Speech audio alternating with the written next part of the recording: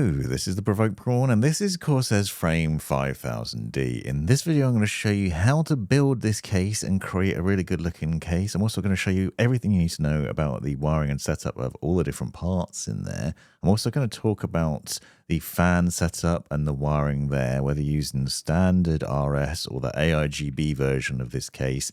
I'm going to show you side mounted and top mounted radiator options and everything beyond that. And as you can see, filling it up with fans. I'm going to cover everything you need to know, but first of all, I'm going to break down the case and show you a few important bits to keep in mind. I'm also going to show you how to set up a rear Connect motherboard and a standard motherboard. So stick with me for that, and I've got timestamps so you can jump to relevant points or skip bits that you already know.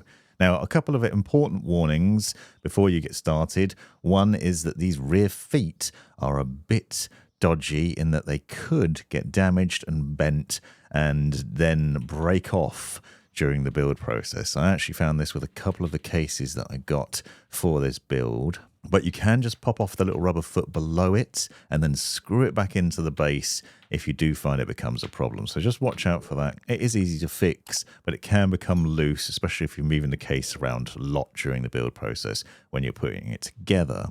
The other thing to watch out for is the bottom airflow panel, which runs across the bottom here. It's really easy to accidentally bend this, especially if you lean on it during the build process. I managed to bend it, and quite substantially. You can bend it back, but it's quite flexible, so you want to watch out for that. I'd highly recommend removing it from the case while you go through the build process so that it doesn't get bent, because that will be annoying. So two little things for you there before we get started. Otherwise, the case is really easy to build in, and it's really easy to construct a very nice looking PC by the end of it, as you've seen from those initial shots. So first of all, we need to remove the panels. Obviously, you'll see there's some thumb screws at the back for taking off the glass door like that. Remove the bottom panel, as I told you. All of these things out in place with thumb screws, so they're pretty easy to take out. That'll give you access to the inside fairly easily, but obviously we want to access the top and rear as well. So remove the thumb screws there and pull the top off with that handle at the back. And then the rear panel has another couple of thumb screws that need to be undone, and then that removes as well. It's worth noting that there's a dust shield on this back panel, which you can remove over time so that you can keep the rear of the case clean. This is useful if you're side mounting radiator or fans in the build, and it's a nice mesh to it, but it does need to be convinced to come out, so it's a little bit difficult to get out there. But then you can see a lot of the wiring at the back is already sort of nestled away for you. Notice the front fans are also connected up, so they're daisy chained together. More on the fan wiring and setup later on, but you can see now the case is broken down and pretty easy to access everything we need to. There's also an accessories box with a bunch of other things in it, which we'll get to in a little while. And then this small cardboard box, which contains all the screws and other things too. So I'm going to cover where these go and what they're used for. You can see there's plastic cable ties, additional ties that go at the back of the case, standoffs, and more. For this build, I'm going to be using Corsair's RM shift power supply unit. So I'm going to show you the wiring of this power supply and where everything plugs in now. If you want to skip forward because you know all this already, then you can do that using the timestamps down below. But here we're going to talk about this setup of everything you need to know for the wiring of the parts, because it's worth plugging the cables in and connecting them up to the power supply before you go about installing it in the case. Makes life a little bit easier. Plus, it's easier to see the logic of things. So I want to show you that all now. Outside the build, where all these cables plug in, which parts are used for what, so it's really clear. I'm going to start with the motherboard powering. So this is the 24-pin power cable, which plugs into the power supply with these two cables on one end and then one fat connector on the other end, which plugs into the motherboard. So the two little parts plug in on the left-hand side, as you can see in the section marked motherboard. You need to make sure that both parts of this cable are plugged in and pushed all the way in. Otherwise, the system might not get power properly and your PC might not turn on at the end of that. And you push those all the way until they click into place, because you'll see there's a little clip on the cables that notches into the ports. The other end will then plug into the motherboard on the right hand side in the 24-pin power connector. Obviously you wouldn't do it now, you'll wait until the motherboard's fully installed in the case and then you'd run that cable there, but it's just visible for you there, nice easy to see. The other two cables that you need are likely these two CPU power cables, otherwise known as EPS power connectors. They plug into the CPU ports on the power supply the parts close to the motherboard connections. You can see they're marked PCIe/CPU. Plug in 2 cables there, and then they run to the top left of the motherboard where you have 2 8-pin power connectors. Now this will vary from motherboard to motherboard. Some motherboards might only have 1, some might have 1 4-pin. If that's the case, you can split the cables apart like this and only plug in half of one of the cables. So you could have 1 8-pin and 1 4-pin, for example, plugged into your motherboard. It varies depending on your system, but it is worth plugging them in if you do have them, making sure they're connected up. So in the motherboards I'm using for demo purposes, it's 2 8-pins, and again, they plug in on the top left once everything's installed. So really easy to set up there. Next is the SATA power connectors, and this is for hard disk drives, SSDs, fan controllers, and other things. So you have this cable here, which has a Type 5 connector on one end that plugs into the power supply, and then the other end has multiple different connectors on it. It plugs into the SATA/PATA ports on the top row of the motherboard, and then you can basically connect up multiple devices to this cable easily. So it'll naturally work with SSDs and hard disk drives. It's a flat connector, but it does have a little notch on it, so it looks slightly L-shaped if you look at it. So it'll only plug in one way, so don't try and force it there. You need to make sure you've got it the right way around. And then you can also connect up a hard disk drive to the same connector. Because there's multiple connectors on that cable, you can put multiple devices on it pretty easily. These don't demand a lot of power, so it's easy to do this and then have multiple devices powered like that. So that's how you'd power those. And then obviously you need a data cable to run from your drives to the motherboard. So you usually find these supplied with your motherboard. You'll plug one end into the motherboard and then the other end plugs in on the right-hand side of the motherboard. Invariably, you'll look for ports marked SATA, and then those plug in there, and that allows for the data to be transferred between the drive and the motherboard so it can be read easily. And obviously, you need a cable for each of the drives. Next up, we're on to the graphics card powering. I'm going to show you a couple of different things here. You'll find that you have multiple PCIe power connectors in the box for the power supply unit, and notice that they are marked PCIe on them and Type 5 on the other end. So I'm going to show you different graphics cards just so you have an idea of how this would work. So here we've got a 3090. The same logic will work here for AMD GPUs. We're using those 8-pin power connectors to connect up to the standard traditional PCIe ports. So this 3090 uses 2 of those connectors. I've got a 9070 XT which uses 3 of them. But basically what they'll do is they push together at the end marked PCIe and then push into the ports. Notice that it's got a little plastic clip on top, so it needs to slot over the port hook and basically push into place. And you need to make sure that's fully seated in there for both parts of the cable. Those will plug into the GPU pretty easily, and then they go into the PCIe/CPU ports somewhere on the power supply, probably on the right hand side here, or whatever you've got spare when you're connecting those up. Make sure they're fully pushed in both ends so that the GPU is powered properly, and you'll see this set up like that. Naturally, if you've got one that requires 3 cables, then you can easily plug in an additional one. Alternatively, you might have a 50 series GPU or a 40 series GPU from NVIDIA that requires a 12-volt 2x6 connector, which you can see this sort of connector looks like the right cable for that. It plugs in with 2 of the small PCIe power connectors to the same ports I just showed you a second ago, into the PCIe/CPU ports on one end, but the other end is that 16-pin power connector that plugs into the 12-volt high power connector or 12-volt 2x6 connector on the GPU and just slots in there. Make sure it's pushed all the way in and fully seated, and that there's no tension on the cable so it's not being tugged out. So that's the wiring logic of everything you need for your build. I'd recommend now, with a note of all the things that you're going to be using, plugging those cables into the power supply, because it's easier now when you've got it in your head, and also so you can easily set this up and then go about the installation of the power supply into the case. So just plug all those cables in. You can fairly easily plug these in when it's in the build, but I want you to be able to see how to do it beforehand and just understand the logic of it.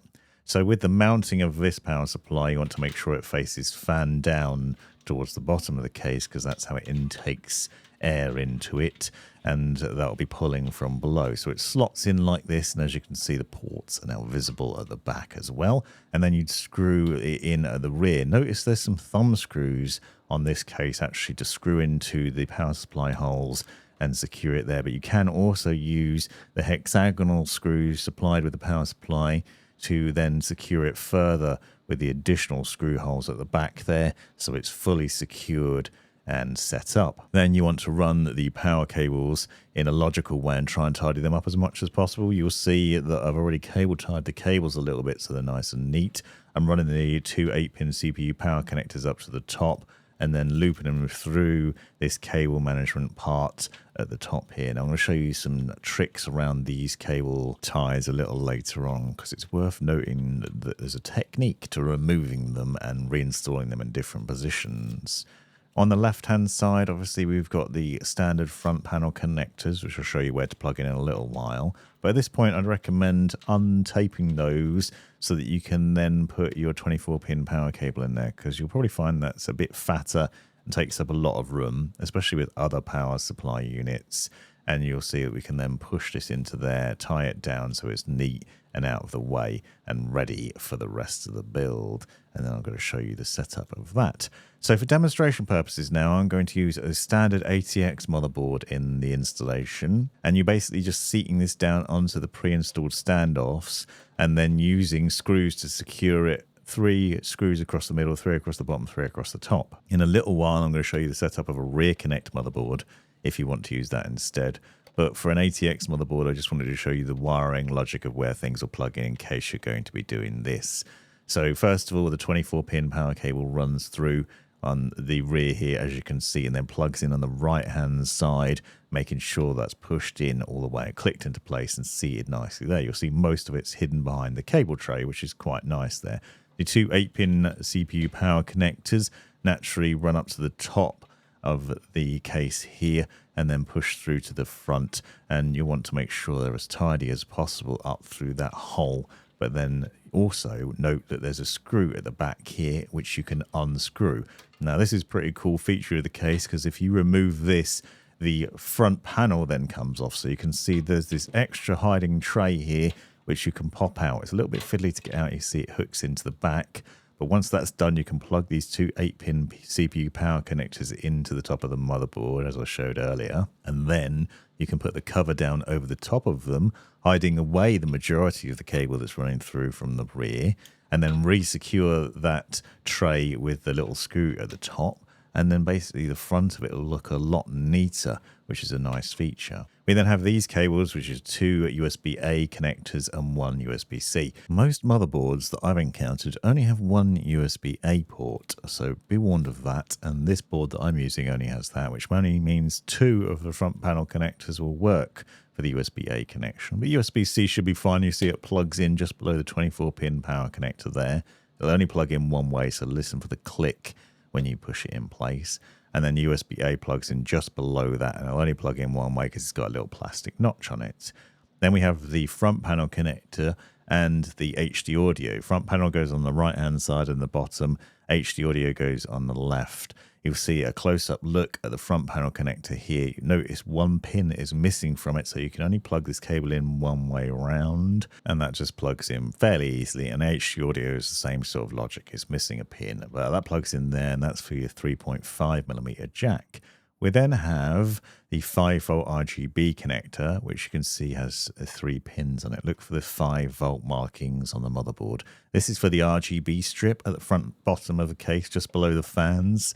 So you can plug that in there easily and that will be sorted out. And then you have the fan power connector. So as a reminder, these are the standard fans, not the RGB variant of the case, but I will show you RGB later on. But the fan connector plugs into a chassis fan header or system fan header. The fans on the front are all daisy chained together, so there's only one power connection that you need to run to one of these power ports on the motherboard. And then you have the rear fan with the same logic. So the single rear fan, I've plugged that in on the top right where there's one chassis fan power connector at the top there. And then you can see that's the setup of the motherboard in this case and how it would be wired in with a standard motherboard. But now I want to show you how to use a rear connect motherboard and what that would look like, because as you can see, there's cutouts for BTF and Stealth rear connect motherboards. So I'm using Tough Gaming B850 BTF Wi-Fi for demo purposes, which as you can see has the majority of its power connectors and other connectors on the rear, meaning you can build a really neat setup. One connector, the CPU fan connector, is on the front for some reason, and that's in the top right, so make a note of that. But as you'll see, the rest of them, the EPS power connectors, for example, are at the back. The 24-pin power connectors are at the back. AIO pump, the USB-C, USB-A connectors, all at the rear here. Similar logic to a standard motherboard, but it's all just at the back, plugged in at the rear of the case, making things really neat and tidy, which is great for a very clean build, as you'll see as we go through this. So I'm going to show you where to plug in all your connectors. The other thing that's nice about this motherboard is it supports the BTF GPU, so you can see this is a rear connect graphics card as well. That means it has two connectors on it, as well as the X16 standard connector. It also has this little one on the right-hand side. The power for the graphics card comes through from the motherboard instead of plugging in power cables, as I showed you earlier on with the power supply wiring setup. So it all comes through this, and you'll see there's a special connector on the motherboard itself that the GPU sits into, enabling the power to pass through here. This is how you can end up with a very clean build at the front. Not even the power cables for the GPU are going to show up. So that ends up looking like this, which is really impressive, and it looks weird because it means that people will think you've not plugged your graphics card in properly, but that's the logic for that. Now I'm going to show you the prep of the motherboard, which I recommend doing before you install it in the case. So first of all, remove the little lever, lift up the little latch there, put your CPU gently into the socket, put the latch back down and the lever back in place, and that's your AMD CPU setup. And then we're going to get to the installation of other things, including the T710 NVMe SSD. NVMe drives make for really easy installation in the system because they don't require any power connectors and they just plug directly into the motherboard. So you need to make sure your motherboard supports Gen 5, which this one does. And then we're going to remove the heat shield from the top port here. And then we need to put a little rubber mount in place underneath there so that the drive is properly supported. We will then be putting the drive into the port. As you can see, it slots in like this, clicks into place, and then pushes down, and then the little latch sort of locks it in place there. Peel the little sticker off the thermal pad on the heat shield that goes over the top, and then seat that over the top there and push it down into place. Watch out for the continuity of a different drive there, but that's because I've used this board in a couple of different builds. If you want to install another NVMe drive, you can do that down the bottom as well. So there's a heat shield down here and a couple more ports available for use. So you can actually put 3 drives onto this board if you want to, for storing different things. So operating system, for example, games on a separate one perhaps. I'm using the Crucial P310 for that, but basically the same sort of installation logic. Make sure the stickers are removed from the thermal pads before you install the heat shields back. Then onto the RAM. We've got 2 sticks of RAM here. You'd install them in the 2nd slot and the 4th slot. It's worth noting as well that they'll only install one way round, so don't force them. If you find it won't go into the port, you might have it the wrong way round and trying to push it into the slot incorrectly, but you'll find that's then set up with the 2 sticks of RAM. If you have 4, you can fill all 4 slots, or alternatively, you can use something like Corsair's Lighting Enhancement Kit. These are 2 dummy sticks of RAM which can go into the other ports on the motherboard, thereby filling it up, making it look like you've got 4 sticks, but also just adding to the RGB lighting.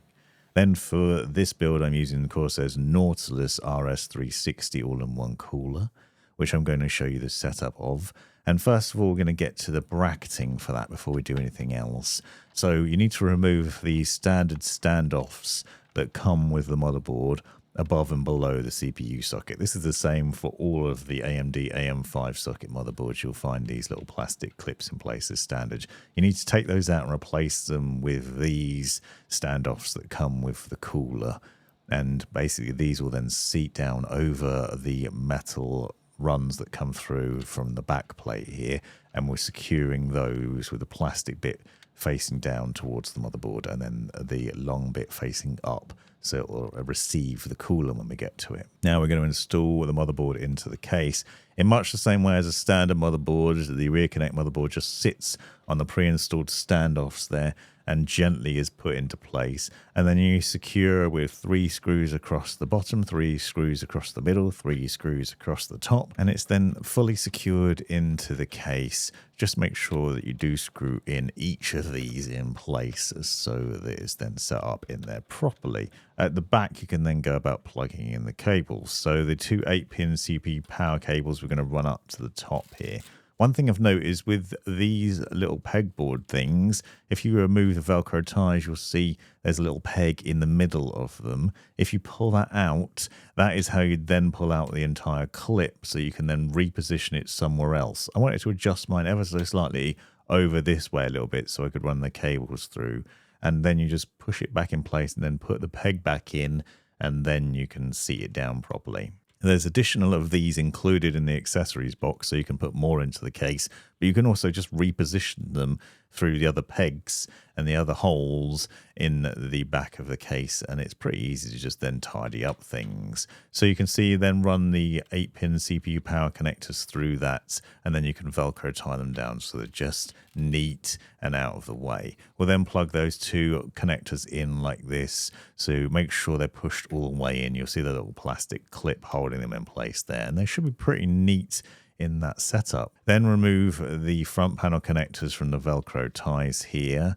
and we'll be able to plug all of those in as well. So we've got the USB-A and USB-C ports here. This is USB-C first of all. You'll notice it only plugs in one way, so if you try and do it the wrong way around, it won't work, but it should click into place nicely when you push it in. USB-A will also only plug in one way, so watch out for the little plastic notch in the middle of that connector, and that then plugs in there. We can then tie those down with the Velcro ties to keep them out of the way. The thing with the rear Connect motherboard is you do want to make sure all the rear cables are nice and neat so they're not in the way of any of the other connectors you need to plug in.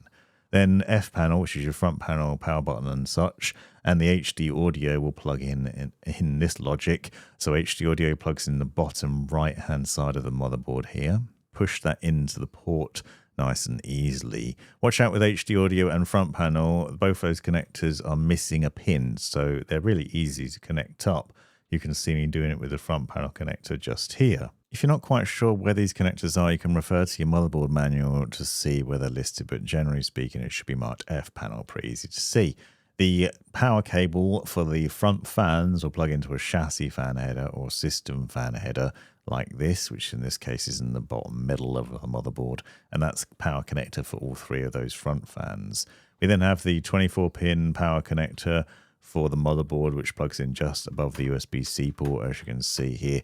Make sure that's pushed all the way in and clicks into place nicely. And then you'll want to run it through the Velcro ties so that it's nice and neat and out of the way, because you'll probably find it's a pretty big connector. We then have the 3-pin 5-volt RGB connector. This is for the front panel RGB strip, which sits at the bottom of the case. That plugs into a connector marked 5-volt on the motherboard. Again, refer to your manual if you're not quite sure where it is, but there's one down the bottom middle here, and there's also one at the top. And you also then want to plug in the power connector for the rear fan, which plugs into the chassis fan header that you can see here on the top left, and that will ensure that all the fans are powered. Now for SSD mounting, you'll find that there's this tray that you can remove from just behind the motherboard. On this tray, you can install 2 SSDs with relative ease. So I'm using crucial drives here. You basically just slot them in like this so they sit behind the tray and line up the screw holes. And then you use the tiny screws that you can see here to then secure the drive to the tray. So there's 4 screws per drive, and obviously you can install 2 drives on this tray. There's another one of these trays at the bottom of the case, by the way, if you need it, so you can apply the same logic there. So theoretically, you could actually have 4 SSDs in your build on these trays really easily, and 6 total. If you watch in a minute, I'll show you where the other ones go. So We've got one drive installed, and then you can repeat the process for the second drive, another 4 screws. Notice the connectors for it are just sticking out through this bottom hole, so it's important to make sure they are this way round, where the connectors face downwards, so you can plug in the power and data connectors to them when you've reseated this tray back into the motherboard.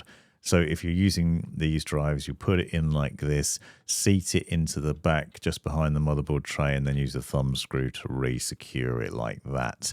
Obviously, you don't have to use SSDs if you don't want to, but I want to show you how you do it, where these install, and the connections for them if you're planning on doing so. We use the SATA power connectors from the power supply unit to plug in both drives using the same cable, just 2 different connectors plugging it up there, and then obviously tidy those cables up.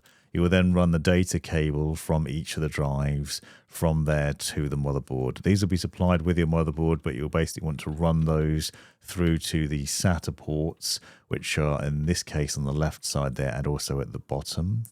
So you basically plug those connectors in and make sure both drives have those 2 connectors in place. The other thing about this tray is it will also take a hard disk drive. So if you want to use a 3.5-inch platter drive, you can also pop that onto the tray as well. Now this secures slightly differently. It has 4 screws that screw in at the edges. And so you then use these screws in that installation, and then you secure the drive to the tray like this. Notice the way I'm installing it with the ports on the left-hand side so that you'll be easily able to plug them in once you've got it set up.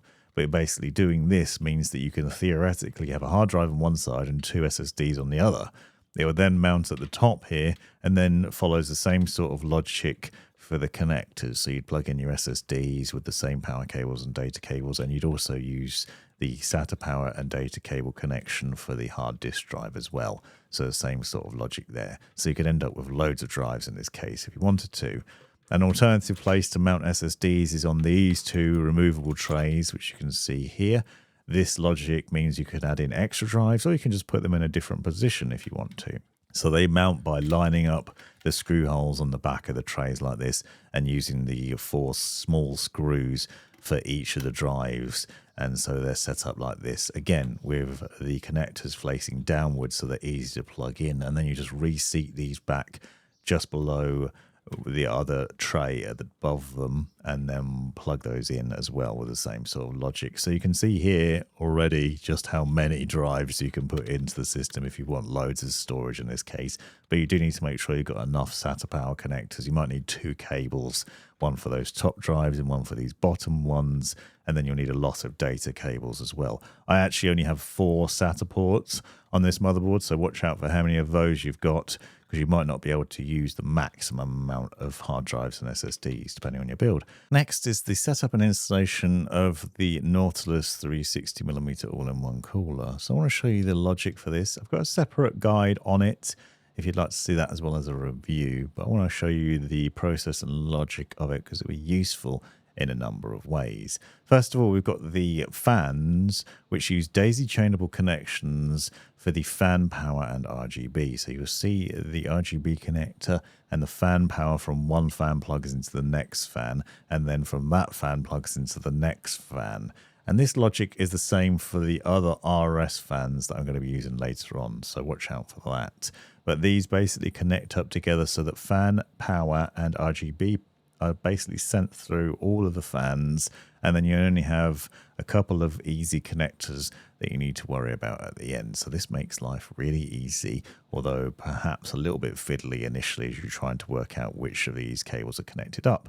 But you can see what that would look like here with these cables then put together. You then have these extension lead cables with male and female connectors on either end. So when you've got the fan set up in a logical way, you plug the male end into the end of that chain for the RGB, and then the female connector into that, and then you'll end up with this with 2 connectors which will plug into the CPU fan header and to the 5V RGB header on the motherboard.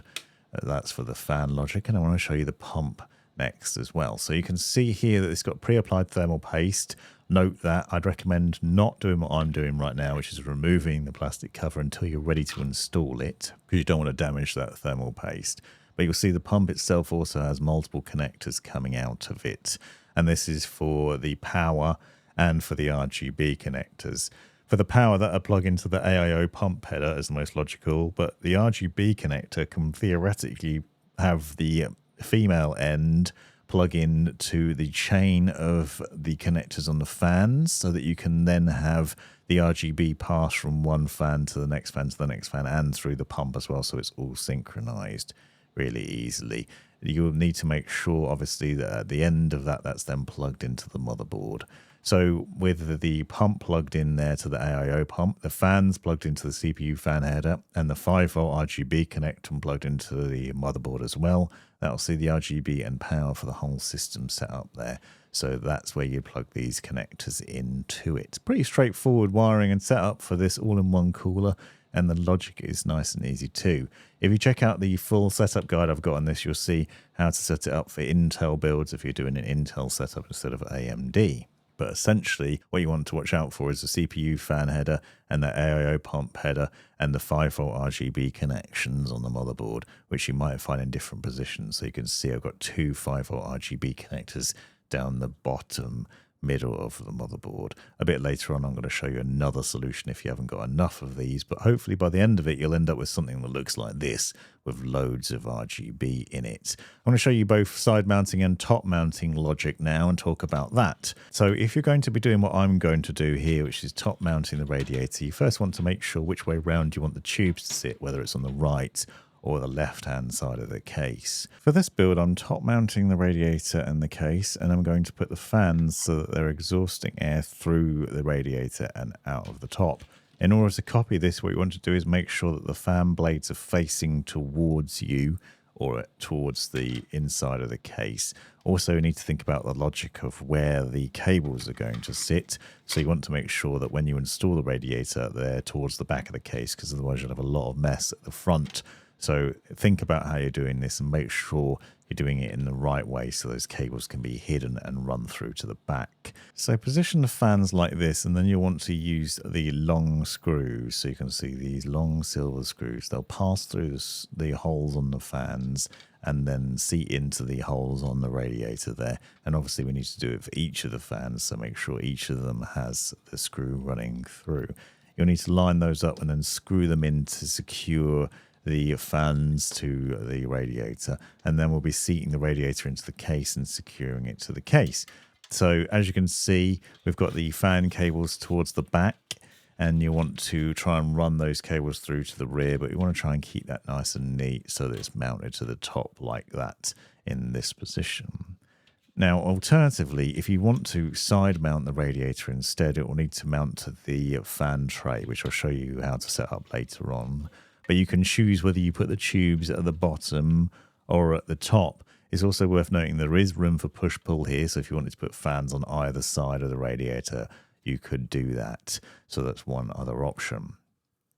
However, if you are setting up the radiator like this with it on the side, I would recommend doing the opposite with the fans. So installing them so they're like this, with the backs facing in towards the case. That way there'll be intakes. So you've got intake fans on the front, intake fans on the side. That will keep the radiator nice and cool, ensure the liquid inside is cooled better, and therefore your CPU is still cool nicely. And then you could put fans on the top of a case, which will then be exhausting the hot air out of it at the end. So to do that, obviously take the fans and flip them over.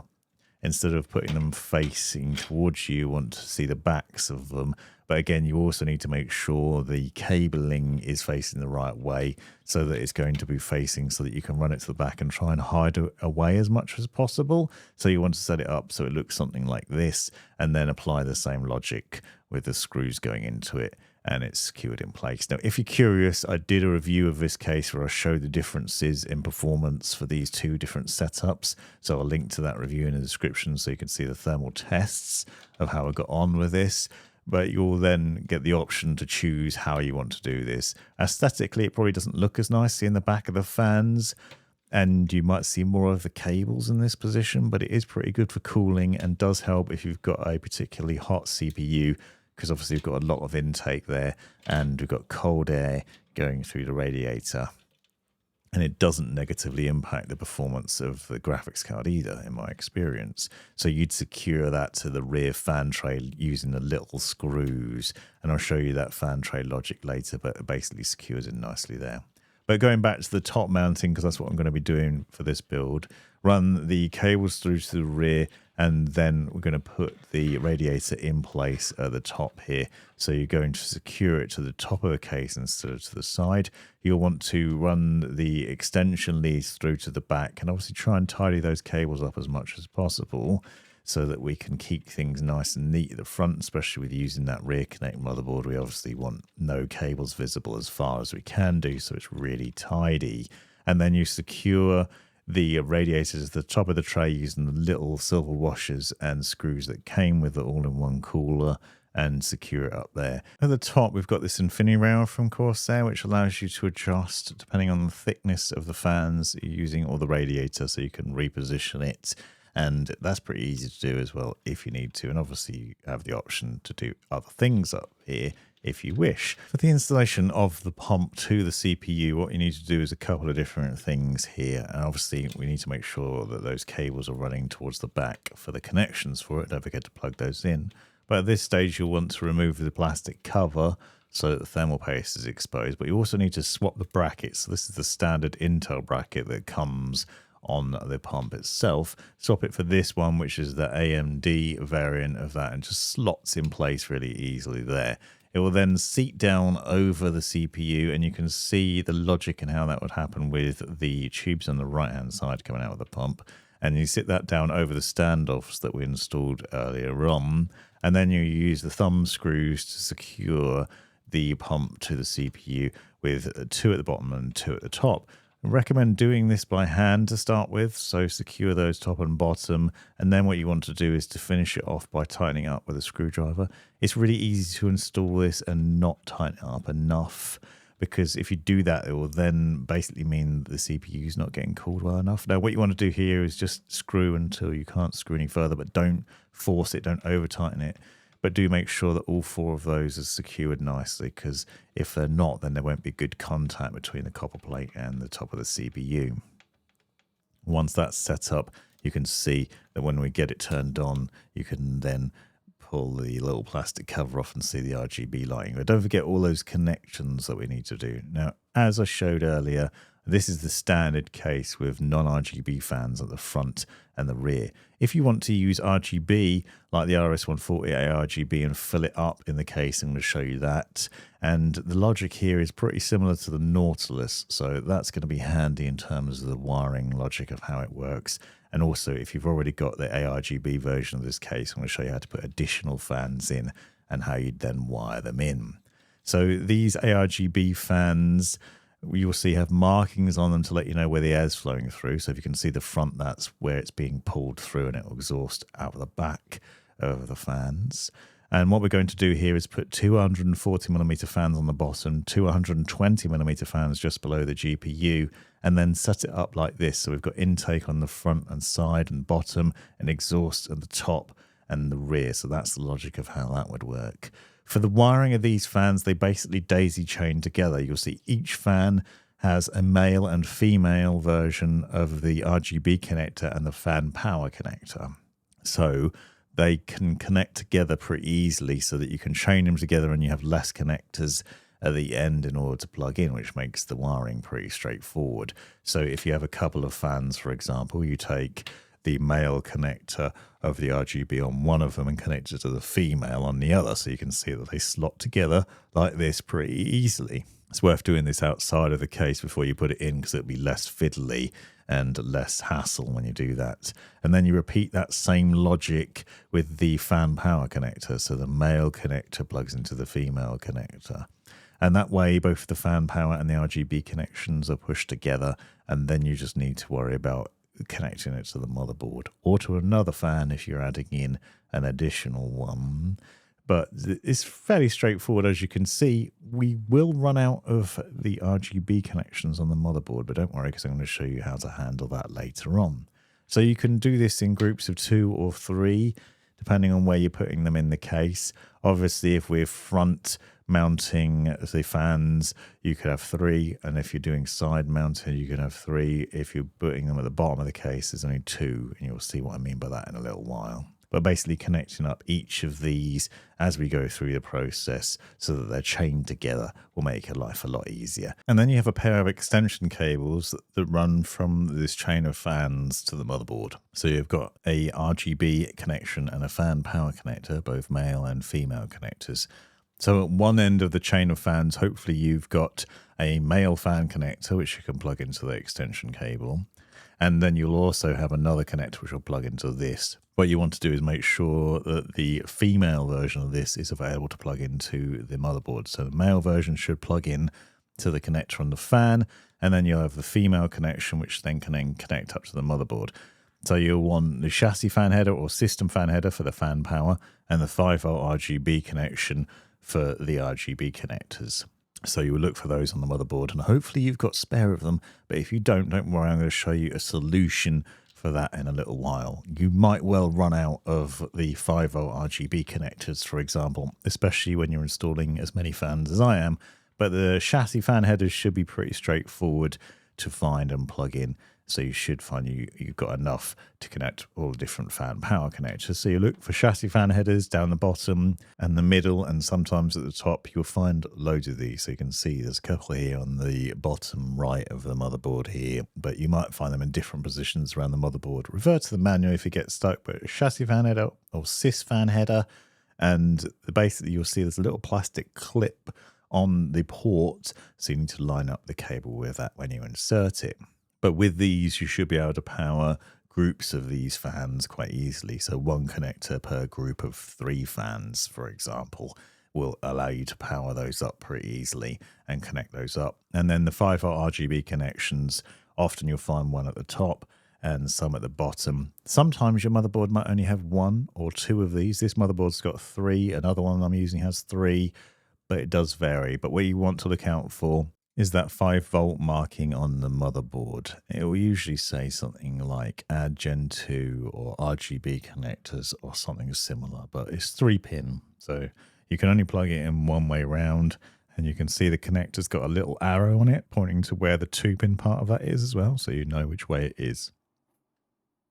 And the chassis fan header plugs in like this, so you can see a view of that. Notice how the little plastic notch lines up with the bits on the fan connector. When you've plugged in several groups of this, you'll soon find that you run out of ports, which will be a potential issue. So as I said, the case I'm using is the non-ARGB version of the Frame 5000D. So it comes with non-RGB fans as standard, but obviously you can swap them out. The logic I've shown you will work if you've got the ARGB version of the case, so you can see the wiring logic of it. But also if you want to swap the fans and upgrade them to RGB ones to match the rest of the build, you can do that pretty easily. So you can swap these out, adjust the InfiniRail system so it fits whether you've got 120mm or 140mm, and then secure them to the little clips at the front there. And then run the cables to the back and plug them in. Now notice here, what I'm looking at here is the logic of how I've chained the fans together on the radiator, because I've realized if I'm putting an exhaust fan at the rear with an RGB connection, what I can do is I can run the RGB connector from that rear exhaust fan into the setup of chained fans on the radiator, so it's then linked up with those. That way reducing the number of RGB connections that I need, because it's then synced with those 3 fans on the radiator and the pump before being connected to the motherboard. The fan power extension cable still comes from that fan now and then runs through to the back, because you wouldn't want to run 4 power cables from the fans onto one port. Now I want to install fans on the bottom, and if you want to do the same, if you're putting fans right down the bottom, you first of all need to remove the PSU shroud, which is held in place with 2 screws, one on the left and one on the right. So here you have the option to do this. Obviously you don't have to, but if you want to, you can take this tray out and you can put 2 fans below it, and you can also put 2 fans on top of it as well. It's really easy to unscrew and then just carefully remove, as I've done there, and then you'll be able to fit fans to it. It's worth noting you can also vertically mount your GPU to that as an alternative, and I've got a separate guide on doing that. But to install the fans on the bottom, you'll need these long screws, which are included with the accessories box. So there's 240mm fans being installed down here. Notice that I'm installing them fan blades facing down, so they're intake fans. Then screwing them into the bottom of the case and running the connectors through to the rear and trying to keep them neat. You can put two 120mm fans on top of the PSU shroud as well if you want. You will, however, need some additional screws because these black radiator screws that I'm using didn't come with the case. There's not actually enough screws to screw these in as well, so you have to buy them separately, which is a bit of a downside to doing this. Well, they're standard radiator screws that you can buy from Amazon or whatever else, so it's pretty easy to do. Now, to sort out the RGB problem, because there's too many RGB connectors now from all these fans and not enough on the motherboard, use this Thermalright ARGB Hub, which you can buy separately. This can also be taped up with double-sided sticky tape and then put somewhere in the back of the case. If you're not using a hard disk drive, it could go to the back of the SSD tray, for example. You can then run the RGB connectors from the various different fans, from the Nautilus pump to it, plug in all of the fans to this. Now, as you can see, I'm plugging in multiple connectors because we've got the front fans, the bottom fans, the rear fan, the fans on the radiator, the pump. It's got loads of RGB connectors on it. So you can plug loads into this if you haven't got enough ports on your motherboard, which you probably won't have if you're doing what I'm doing. It does require SATA power, so it needs SATA power on the right-hand side.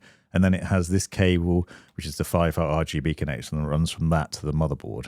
With all the fan cables and the pump and everything else plugged into that, it then means that the RGB is then just running off one connector on the motherboard. Now, if you want to, you can remove the cable hiding tray at the rear here. So we can get rid of this, you can take that out. And what we can do here instead is to insert the additional fan tray that's included.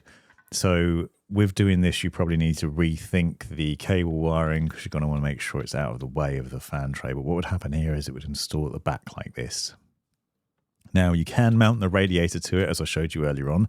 So you want to, you can side mount your radiator onto this. But in this setup, I'm just going to put the fans on there instead. So I'm going to put 3 of the RS fans onto it as an intake setup.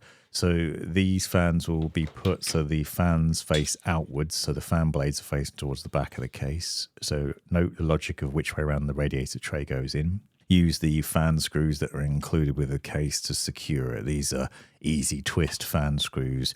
You'll see that they line up with the little holes on the back, and there's markings where the screws go in. And then you'll need to obviously manage the cables to seat this back in. You can see that I've actually tied the cables together. Now note these are the older style of RS fans, so they all had long cables coming out of them rather than the short ones I showed you earlier on. But what I'm going to try and do here is run the cables through a hole in the side of the case so that I can neaten them up and get them out of the way so that they can't be seen easily through the front before I remount the fan tray and then secure it again.